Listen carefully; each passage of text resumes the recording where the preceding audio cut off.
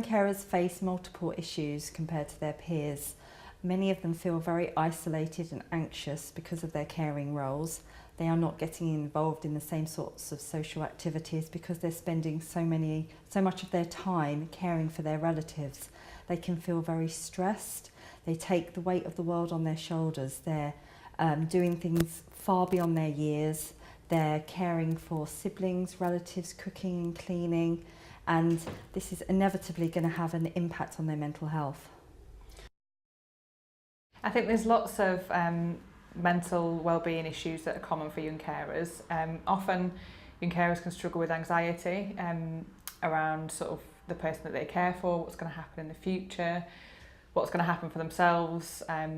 You know, are they going to have to make difficult choices further down the line between what they want to do in life and the person that they look after.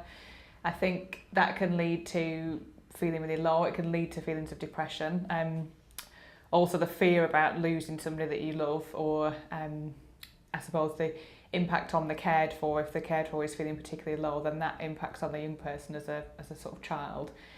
We see a lot of young carers come through with those issues, with anxiety, with worry, managing stress, and we also see just general emotional resilience being a challenge for young carers, that they need a little bit of help to know how to manage their emotions and just the range of emotions that they have in relation to their role and the situation they're in. Young carers often really struggle with the stigma and feel very anxious and worried that their friends at school might find out that they're carers, or that their friends at school might find out that their parents are suffering from a mental illness or physical health problem. And it's really important that young carers speak to teachers and speak to their friends and try and explain their situation. The more that they let the stigma affect them, the more isolated they will become. The long-term effects on young carers, if they're unsupported, can be really significant. So there's lots of research around the outcomes for young carers compared to peers. I think really worryingly in education, if they're not supported, young carers can often, compared to their peers, not go on to further education as often. Attainment figures can be much lower. Attendance can be really impacted again compared to their peers. And that's really worrying, because I think they're missing out on the opportunities that they could have, the opportunities that their friends around them have. So there's a real need for support in schools and support from services to make sure young carers can engage with education or training or what they want to do. I have two brothers. One of them has cerebral palsy and he can't do much. He can't walk, he can't talk, he can't really see properly. And then I have a younger brother who has autism. We don't know where on the spectrum he is yet, but he has autism. And with my brother that has cerebral palsy, I have to like sit with him, play with him, like talk to him and comfort him while my mum is like cooking or doing something. And then with my younger brother, I have to change his nappies, dress him for school, stay with him, play with him, yeah. And I have to like make them happy and just like comfort them, be there for them. I care for my brother because one of his arms and one of his legs don't work properly, so I have to keep him away from dangerous places, and I have to keep him in the living room or in the bedrooms if my parents are doing something or if one of them's at work. So I care for my little brother, and he has cerebral palsy, so it's kind of like just helping him to kind of pick stuff up or help him to do things that you need two hands for. And it's kind of, I guess it's fun sometimes because he does do some like random stuff and sometimes I want to join him, but sometimes it can be tiring in the end. And I kind of felt like it was caving in on what I could do, like outside of not caring for him, like go see friends and like I guess like my work in school and doing homework, because I was always caring about him and like always looking after him, so it kind of just like affected me kind of like that. I care for my nan, and I have for a few years now. It was quite difficult at the start because I had to like work out how I was going to juggle caring and school. But then as time's gone on, because she's my grandma and I kind of like, we have like a good relationship with each other, it kind of got easier. But there have been times where I'm thinking, am I going to be able to do it? Am I going to be able to look after myself and give her the best care that I can? So the things I help him to do is things like eating, because he holds his fork and spoon and knife like this, and he like gets his hand, puts it on the fork and then eats. He's actually older than me, and I started caring about him when I was about maybe 8, and so it feels like I'm responsible for something, and he is older than me, so he does feel like he is the boss when my mum always tells me one day he will be the boss of him, because he does act like a 4-year-old. I care for my mum, maybe for about 2-3 years now, but I only discovered I was a young carer recently. I mostly take her to appointments, help her out in the house, cleaning, shopping, stuff like that. That's it really. Whenever she needs help, that's just what I do, just help her out. Well, my brother has autism, well, ASD, autistic spectrum disorder to be exact.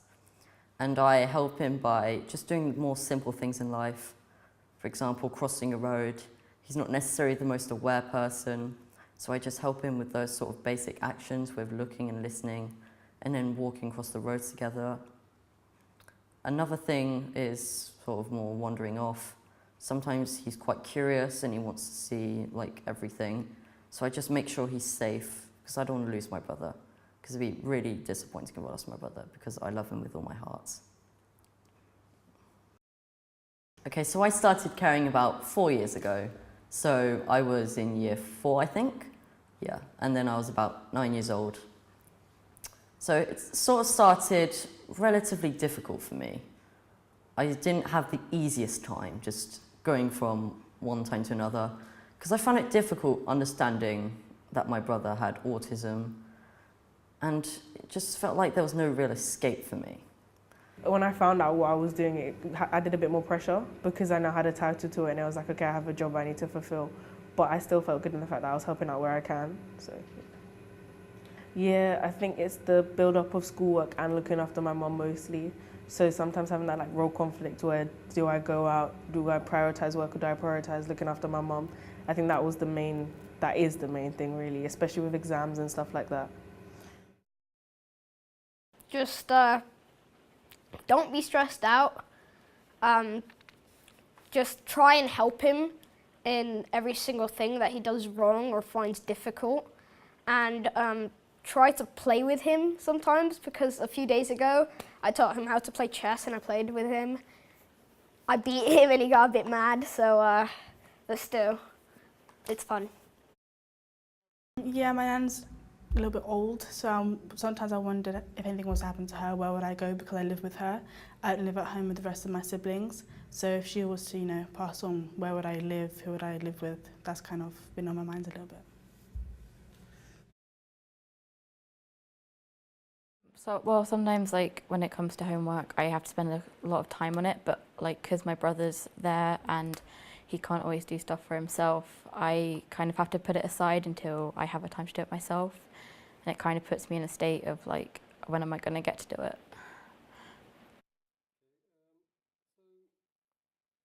Sometimes, because if he went into a dangerous place, I would have to take him into the living room. It's quite hard because you have to know certain things, and if you don't do that certain thing one time, something might go wrong, and then sometimes it might be your fault if something happens, and I just kind of get worried about what if something happens and it's all because of me, because I didn't do that specific thing. So it kind of gets me really worried about my brother. I like to do lots of creative stuff, do art and painting, but I can't really do that because with art and painting you need to have a lot of time on your hands, and I don't really have enough time because I always have to care for my brother.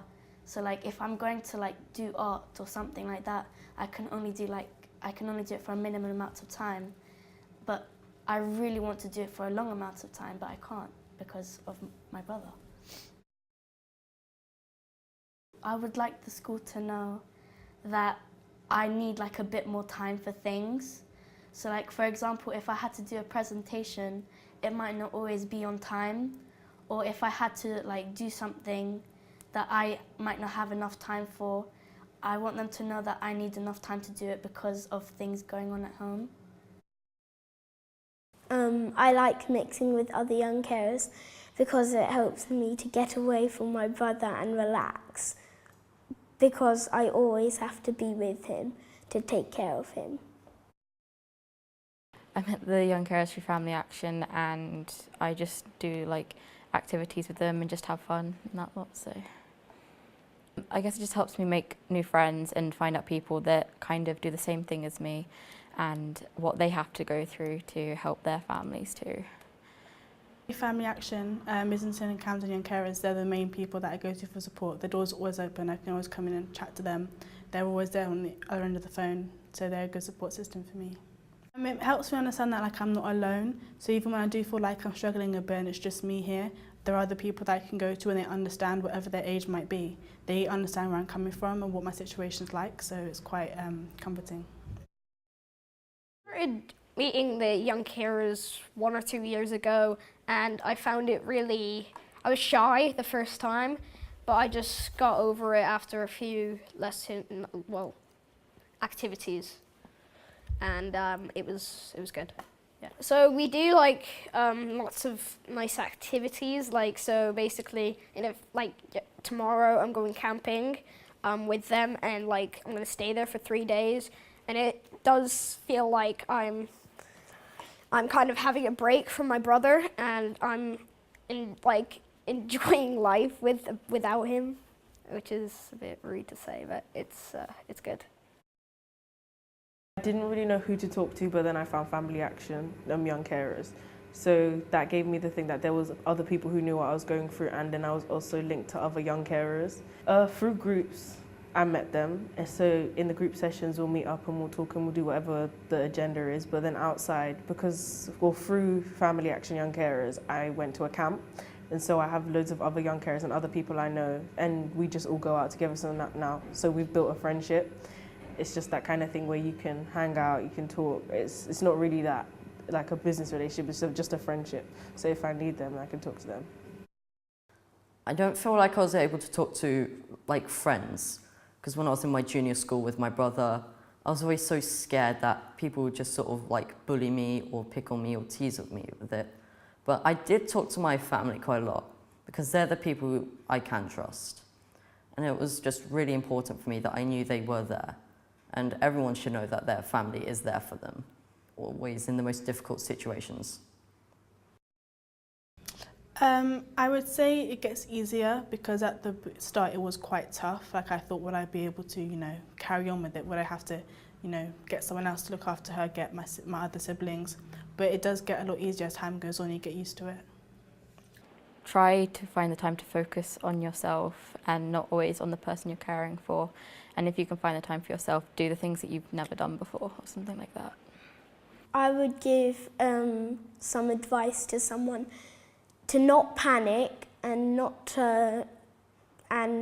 to be relaxed and stay calm. Personally, I'd say to a young carer, don't be afraid to ask someone for help. There's always someone to listen, whether you have a company like Family Action Young Carers or not. There's always someone willing to listen, and you won't know until you ask.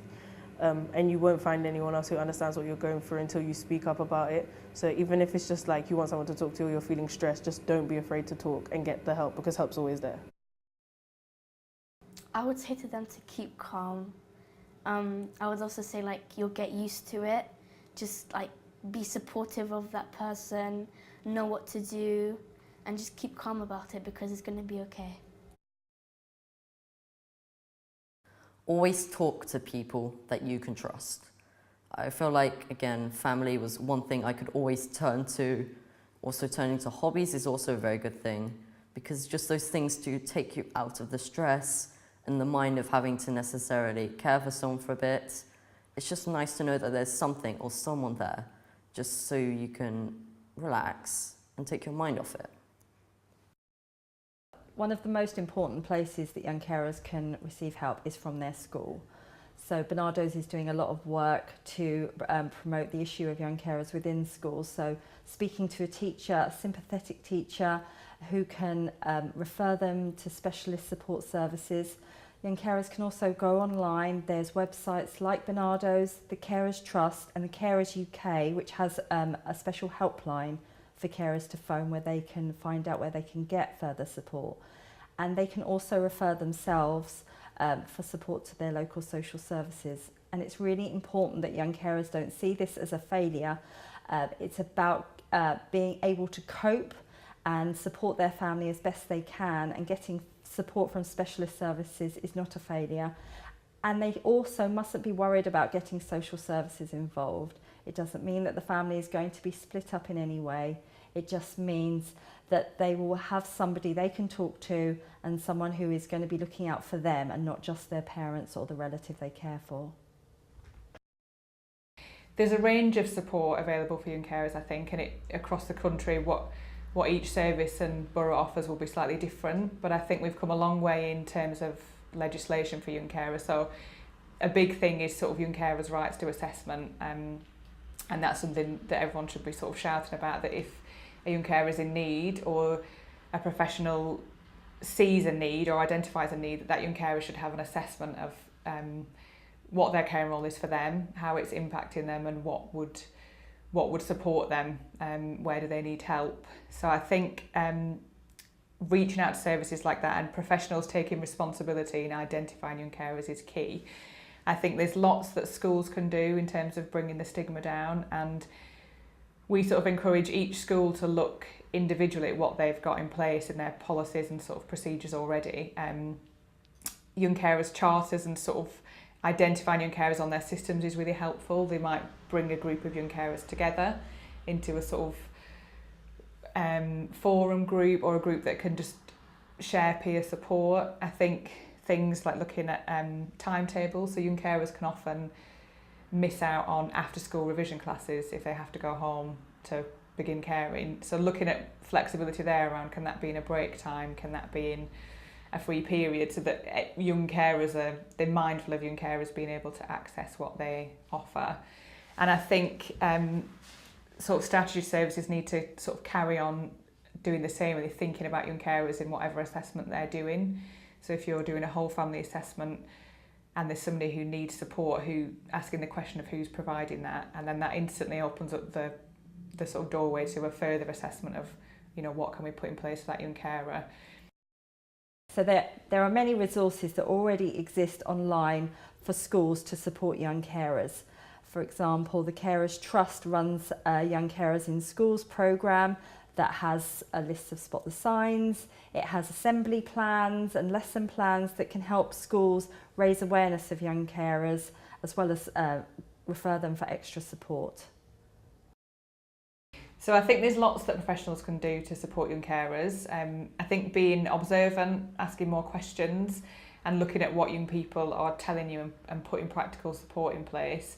So at Family Action, we encourage schools, for example, to have a named young carers lead, and that can work across all teams, having a named young carers lead in adult social care, for example. And that person doesn't have to be an expert in all young carers issues, but they can access, it can be that one member of staff that accesses training that might be on offer, read up about young carers. What's really important for agencies that work and support young people is that young carers are identified early. They need to be referred to for further support as soon as possible before any long-term issues arise.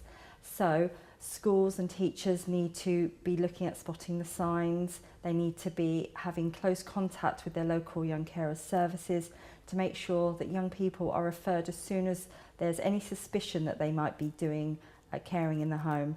But what's also really important is that the amount of caring that young people are doing should be reduced. So social services need to look at the family, talk to the family, and find out what extra support could be put into place so that children aren't doing the caring that adult carers should be doing.